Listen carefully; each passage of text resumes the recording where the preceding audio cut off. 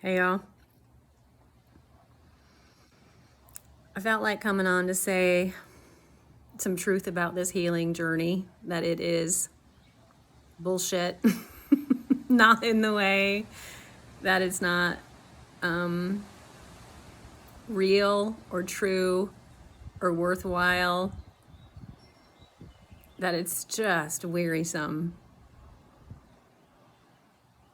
can feel overwhelming, can feel like F it. Basically, anytime along the journey, the healing path, we can get to that point of just hands up or lay the body on the floor and just be like, I'm done with this. Where is my relief? Where is the end of this? Where is the end of this healing path? So, speaking my truth to y'all today in a way to relate to and to encourage and to remind you that that's part of it. It's part of it, this weariness, this feeling of like, when is this going to be over? When are the goodies? And you know the goodies have come. You've gotten some goodies from your participation in your healing path. You've gotten them. You know you've gotten them as much as I've gotten mine. And some days just feels like this because of the other things that are happening in our lives, the obligations, the responsibilities, the people that we love that are going through it, us going through it, information that we receive or are interacting with, feeling like it's just too much. It's too much for this little human body to bear. And that's okay. It's okay. Obviously, it's okay. That's not that great. It doesn't feel good. And it's temporary. And hearing that is like, F off. I know that too. It doesn't change the hardness of the feeling of being weary or dragged down by it.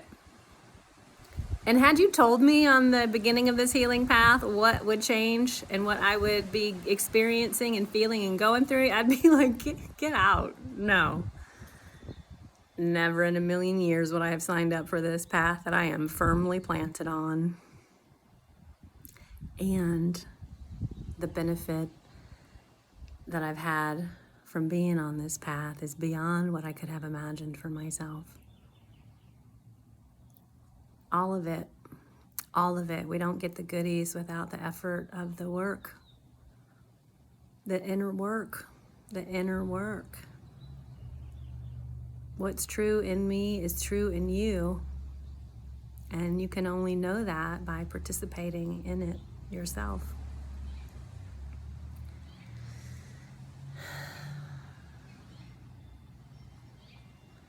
Yeah, I want to acknowledge the harshness and the hardness and the emotional pains that are part of the healing journey. This grief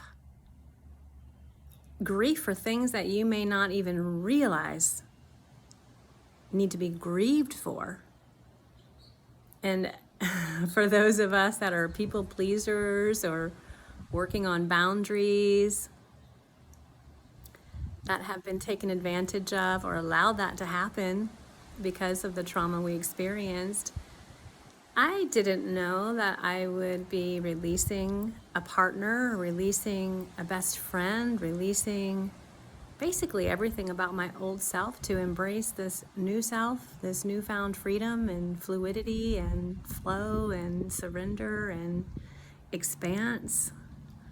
I can say it with a smile, but I've had to grieve deep, deep sorrow and loss and despair and isolation and loneliness, questioning, doubting, insecurity about what am I doing, setting boundaries again and again and again, finding the courage to speak up about boundaries, what was and what was not okay for me, and watching people respond wildly to my no and my no thank you. And I don't do that anymore. I don't want to do that.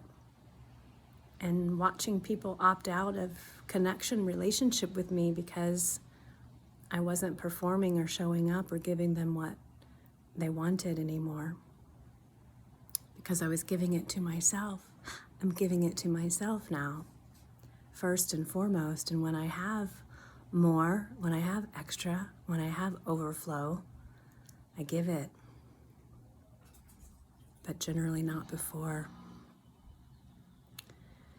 And so there's this thing that happens in relationships when one raises their self-esteem, when one comes to understand the worthiness that's inherent and we start behaving that way, when we say no to people that we used to not say no to, they have very strong negative responses and reactions, especially if they have narcissistic tendencies.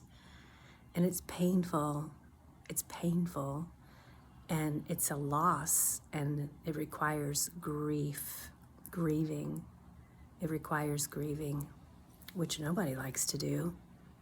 It's a hard energy to be with. So I'm just being real about my journey to encourage you that though this path of healing and freedom, creativity and integration is worthwhile, I don't know what else we would be doing, what we should be doing. This seems to be it, but we can distract ourselves seemingly forever and doing other things, other worthwhile things.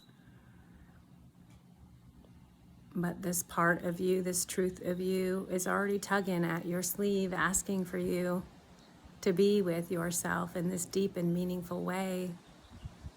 And I'm here just to let you know I understand. I understand, and there's a lot of compassion here for you. And encouragement that, we can take pauses and take breaks and be kind and slow and gentle with ourselves. And then when you do have the courage, when you do find the willingness to take action, to do that deeper work, to spend some time thinking about contemplating, grieving, feeling, emoting, crying, writing, dancing, screaming, yelling, all of it. I'm a feeler. Seemingly a gift in my presence is that those people that are with me can feel more. I magnify the process. It can be alarming, it can be confronting, and it's real, and it's true, and it's needed, and it's necessary if you want to be a wholehearted, integrated person, that you will need to feel your way through all of the things that you would prefer not to feel. And it's painful, and we don't do it alone. We don't need to do it alone. You don't have to do it alone.